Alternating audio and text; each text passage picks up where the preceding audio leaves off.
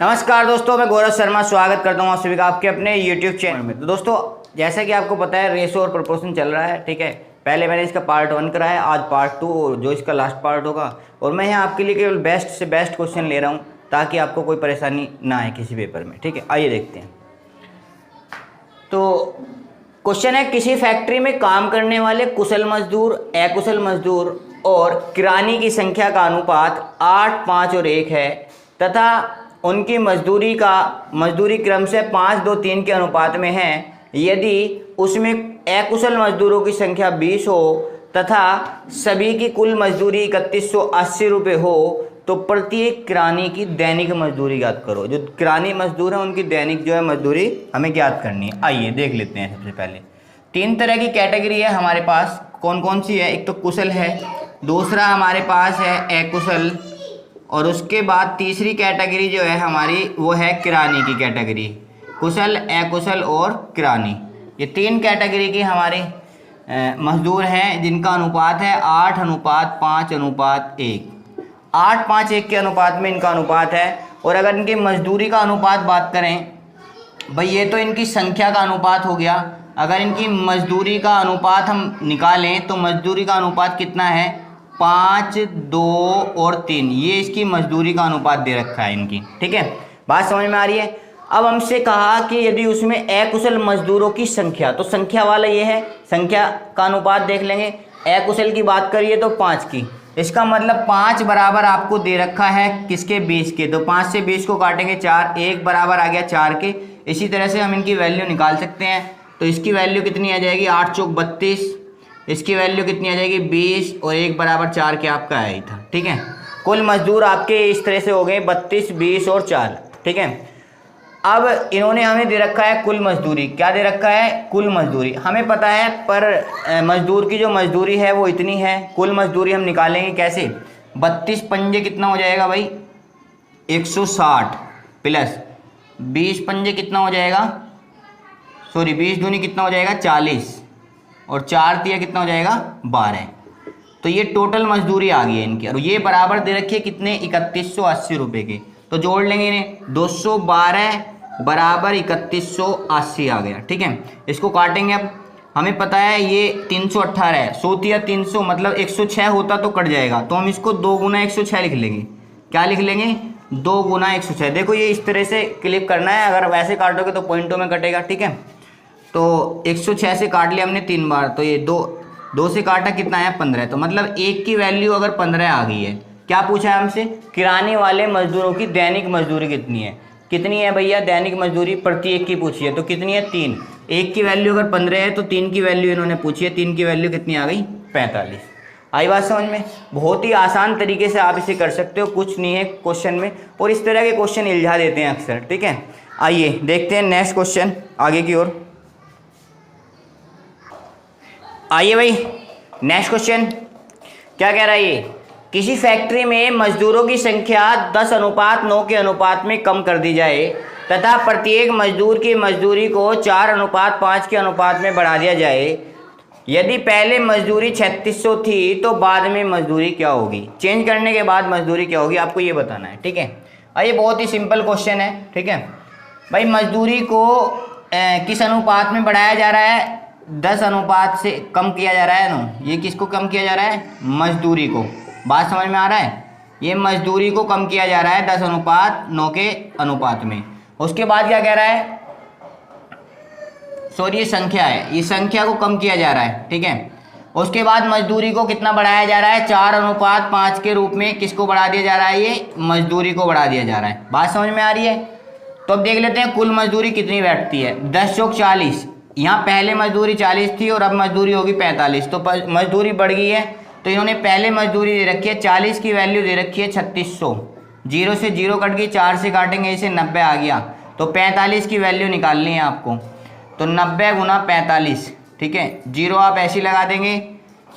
9 पंजे 45 का 5 का हासिल को 4, 9 चौक 36, 4 40। 4050 रुपये जो है आपकी मजदूरी होगी। बहुत ही सिंपल क्वेश्चन था, इसमें कुछ नहीं था, ठीक है। आइए देखते हैं नेक्स्ट क्वेश्चन। आइए भाई नेक्स्ट क्वेश्चन क्या कह रहा है? एक व्यक्ति अपनी कुल आय का 2/5 भाग 2/5 भाग बड़े लड़के को और 30% भाग उसने छोटे लड़के को दिया। शेष राशि को उसने 3-5-2 के अनुपात में बांटकर 3 ट्रस्ट ABC में जमा किया। 3 ट्रस्ट हैं आपके ABC, उसमें जमा किया। यदि दोनों लड़कों को के द्वारा प्राप्त राशियों का अंतर 2000 था तो C में कितने रुपए का लाभ हुआ। मतलब जो ट्रस्ट में लगाए C को तो उसे कितने रुपए का लाभ हुआ। ठीक है, आइए तो 2/5 भाग ये बड़े लड़के को दे रहा है। इसका मतलब क्या है कि भाई कुल भाग जो है कुल वो 5 है और बड़े को जो दे रहा है वो 2 दे रहा है। ठीक है, अभी क्या कह रहा है आगे, 30% भाग छोटे लड़के को देता है। अब देखो इनका 30% निकालेंगे तो पॉइंटों में फंस जाएंगे, है ना। तो एक काम करते हैं, इनके आगे 2-2 जीरो लगा लेते हैं। 500 में इसको बना लिया और इसको बना लिया 200 में। अब आ जाते हैं छोटा, तो छोटे को कितना मिला है, छोटे को मिला है 500 का 30%। 500 का 30% कितना हो गया, 150। इसका मतलब छोटे को मिला है 150। बात समझ में आ रही है। उसके बाद जो शेष बचा है, शेष कितना बच रहा है ये देख लेते हैं। टोटल हमारे पास 500 था, 200 बड़े को दे दिया, छोटे को 150 दे दिया, तो शेष कितना बचा टोटल 500 में से, ये भी 150 बचेगा। हमें इस शेष पे ही ध्यान देना है क्योंकि जो राशि जो बटी है वो शेष वाली बटी है। बात समझ में आ रही है। इसने क्या कह रखा है, क्वेश्चन में ये कह रहा है कि यदि दोनों लड़कों के राशि का जो अंतर है वो 2000 रुपये है और हमारे हिसाब से दोनों का अंतर कितना आ रहा है, 50। इसका मतलब क्या है, 50 की वैल्यू जो है वो कितनी आ रही है, 2000 रुपये। 50 की वैल्यू कितनी आ रही है, 2000 रुपये। तो 1 की वैल्यू निकाल लेंगे, 1 की वैल्यू निकाल लेंगे, 0 से 0 कट गई, 5 चौक 20। 1 की वैल्यू कितनी आ गई भाई यहाँ से, 40। अगर 1 की वैल्यू 40 आ गई है तो हमें बाकी से कोई मतलब नहीं है, हमें तो शेष निकालना है। तो शेष कितना हो गया, 15 चौका 60। 6000 रुपये की हमारी राशि आएगी जो उसने बांटी थी। 6000 रुपये की हमारी राशि आ जाएगी। अब क्या कह रहा है ये, तो 3, 5 और 2 के अनुपात में इसने बांट रखा है। ठीक है, तो इसका मतलब क्या है, 10 की वैल्यू जो है, 10 की वैल्यू आपकी 6000 आ गई। कितनी आ गई, 10 की वैल्यू 6000, क्योंकि 5 और 3 8 तो 10। 10 की वैल्यू अगर 6000 है तो C की पूछ रहा है, तो 2 की वैल्यू पूछ रहा है। 2 की वैल्यू कितनी आ गई, 600 गुना 2 = 1200। यही आपका आंसर होगा। ठीक है, क्वेश्चन में कोई बिल्कुल भी डिफिकल्टी नहीं थी, बहुत ही आसान क्वेश्चन था, इजीली तरीके से हो सकता है। आइए देखते हैं नेक्स्ट क्वेश्चन। आइए भाई देखिए नेक्स्ट क्वेश्चन, काफ़ी अच्छा क्वेश्चन है। सोने व चांदी से बने बराबर भार वाले 6 सिक्कों को आपस में पिघलाकर दोबारा बनाया जाता है। मतलब एक बार पिघला दिया जाता है फिर उन्हें दोबारा बनाया जाना है। एक सिक्के में सोने व चांदी का अनुपात 2:1 है, अन्य 2 सिक्कों में 3:5 है और बाकी जो शेष बच रहे हैं उनमें 7:5 है। तो नए सिक्के का अनुपात क्या होगा जो नया बन के आएगा। ठीक है, आइए तो 3 तरह के सिक्के हैं तो लिख लेते हैं, 2:1, उसके बाद कितना है 3:5, उसके बाद कितना अनुपात है 7:5। ठीक है, तो ये हमारा अनुपात है। जोड़ लेते हैं इनको, 2 और 1 3, 5 और 3 8 और 7 5 12। तीनों का एलसीएम ले लेंगे, कितना एलसीएम आएगा भाई, 24 एलसीएम आ जाएगा। कितना आ जाएगा, 24। 12 8 और 3 का एलसीएम कितना आ गया, 24। 3 से 24 कटेगा 8 बार, 8 से 24 कटेगा 3 बार और 12 से 24 कटेगा कितनी बार, 2 बार। बात समझ में आई है। तो जो फैक्टर आया उसके अनुपात में मल्टीप्लाई कर देंगे, 8 दूनी 16, 16:8। इसके लिए कितना आ जाएगा, 9:15 और उसके लिए कितना आ जाएगा, 14:10। ठीक है, ये अभी हमारा आया अगर ये सिंगल सिक्के हैं, परंतु वो कह रहा है, जो क्या कह रहा है वो, कि जो अनुपात है ये केवल एक सिक्के का है, ये अनुपात 2 सिक्के का और बाकी कितने बचे 6 में से 3, तो ये है 3। तो भैया इनकी मल्टीप्लाई करनी पड़ेगी। 1 की इसमें करेंगे तो कोई फर्क नहीं पड़ रहा, परंतु 2 की अगर इसमें मल्टीप्लाई करेंगे तो ये कितना हो जाएगा, ये हो जाएगा 18 और 30। और 3 की अगर इसमें मल्टीप्लाई करेंगे तो ये कितना हो जाएगा भाई, ये हो जाएगा 42 और 30। नए सिक्के का अनुपात पूछा है, क्या अनुपात होगा सोने का, 16, 18 और 42 को जोड़ लेंगे, 42 8 कितना हो गया 60, 70 एक 76, 76 प्लस 8 30 और 30 60 और 8 68, कितना हो गया 68, 4 से काट लेंगे, 19 चौक 76 और 17 चौका 68, यही आंसर होगा। ठीक है, 19 अनुपात 17 के अनुपात में नए सिक्के का जो अनुपात आएगा ये होगा। आइए देखते हैं नेक्स्ट क्वेश्चन।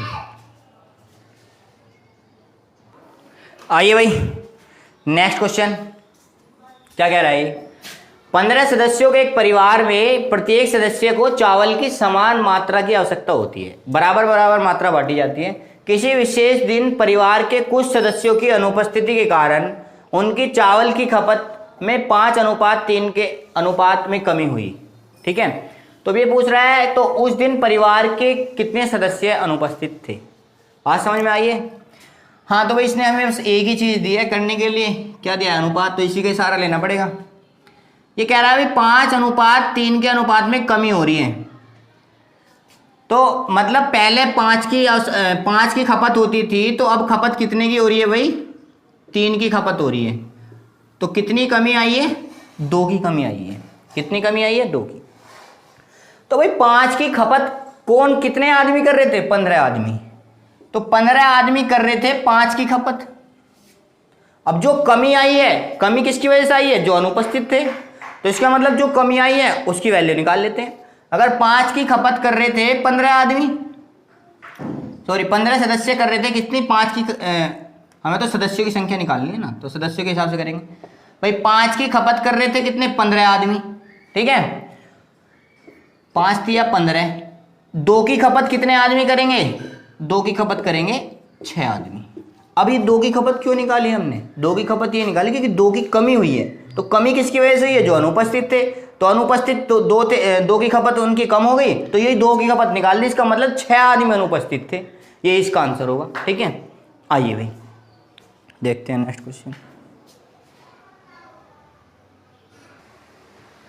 आइए भाई नेक्स्ट क्वेश्चन, 66 व्यक्तियों में 180 रुपये को इस प्रकार विभाजित करना है कि पुरुषों द्वारा प्राप्त कुल धनराशि का महिलाओं द्वारा प्राप्त कुल धनराशि का अनुपात 5:4 है, किंतु एक पुरुष द्वारा प्राप्त धनराशि और एक स्त्री द्वारा प्राप्त धनराशि का अनुपात कितना है भैया, 3:2 है। तो पुरुषों की संख्या पूछ रहा है। चलिए भाई, कुल राशि का कितना अनुपात है भैया, कुल राशि का अनुपात है 5:4। प्रति व्यक्ति अनुपात कितना है उनका, मतलब प्रति व्यक्ति मतलब पुरुष और महिला का। ठीक है, वो अनुपात कितना है, 3:2। अब यहां से आपको एक बात समझनी है, क्या समझनी है भाई, हमारे पास 100 रुपये हैं, समझना चाहिए। हमारे पास 100 रुपये और एक आदमी को हम 4 रुपये दे रहे हैं, एक को दे रहे, कुल तो हमारे पास 100 हैं और एक को दे रहे हैं हम 4 रुपये, तो कितने रुपए प्रति व्यक्ति आ रहा है, आप इसको डिवाइड कर देंगे, बता देंगे 25। तो यहाँ भी तो वही काम करना है मेरे शेरों, यहाँ भी वही काम करना है। तो 5/3 कुल को हम 1 से डिवाइड कर देंगे, यहाँ हो गया 4/2, 6 एलसीएम ले लो यार। ठीक है, 3 दूनी 6 और 2 तिया 6, 10:12 इनकी संख्या आ गई। 66 है, 22 की वैल्यू अगर कितनी है 66, 22 तिया 66 तो पुरुषों की पूछी है, 10 की वैल्यू आप निकाल लेंगे, तो 10 तिया 30। कितने पुरुष हैं, 30। अगर महिला निकालनी हो तो 12 तिया 36। आइए भाई देखिए नेक्स्ट क्वेश्चन, बहुत ही बढ़िया और लाजवाब क्वेश्चन है। क्या कह रहा है ये कह रहा है कि लड़के और लड़कियों के ग्रुप में से 15 लड़कियों के ग्रुप को 15 लड़कियां ग्रुप को छोड़कर चली जाती हैं, तो उनका अनुपात जो है वो 2:1 हो जाता है। बाद में 45 लड़के और चले जाते हैं ग्रुप को छोड़कर, तो अनुपात हो जाता है इतना, 1:6। तो बताइए प्रारंभ में लड़कियों की संख्या कितनी थी, प्रारंभ में लड़कियों की संख्या कितनी थी, ये निकालना है हमें। ठीक है, तो भाई हमें पता है क्या, जो अनुपात दे रखा है वो कितना दे रखा है, पहले 2:1, दूसरा अनुपात जो दे रखा है वो 1:5 दे रखा है। इसकी टोटल वैल्यू कितनी होगी 3 और इसकी टोटल वैल्यू होगी 6। इसका मतलब हमें ये बराबर करना पड़ेगा भाई, तो 2 से मल्टीप्लाई करनी पड़ेगी यहाँ, तो हमने 2 से मल्टीप्लाई करेगी। नया अनुपात हमारा आया कितना, 4:2 और 1:5। ठीक है, अब ये कह रहा है कि भाई छोड़ के जा रहे हैं, तो दोनों का डिफरेंस ले लेंगे। इधर लड़के थे और इधर कौन थी, लड़की। इधर थे कौन, लड़के, और इधर कौन थी, लड़की। ठीक है, तो देख लेते हैं भाई, इनका डिफरेंस 3, दोनों का ही बराबर आएगा। तो आपको पता है कितने जा रहे थे, 15 तो लड़की जा रही थी पहले और 45 लड़के, टोटल कितने बच्चे गए, 60। इसका मतलब अगर 3 की वैल्यू 60 है तो 3 से काटा कितने, 20। ठीक है, अब इसने पूछा प्रारंभ में लड़के कितने थे, सॉरी प्रारंभ में लड़कियां कितनी थी। ठीक है, तो अब आप एक बात का ध्यान रखें, प्रारंभिक अनुपात ये नहीं है, अब प्रारंभिक अनुपात आपके लिए ये वाला है, ये आपका प्रारंभ है और ये बाद में है। ठीक है, तो कहने का मतलब ये है, तो प्रारंभ में कितना है, 2 की वैल्यू बतानी है अब आपको, तो 20 × 2 कितना आया, 40। इसका मतलब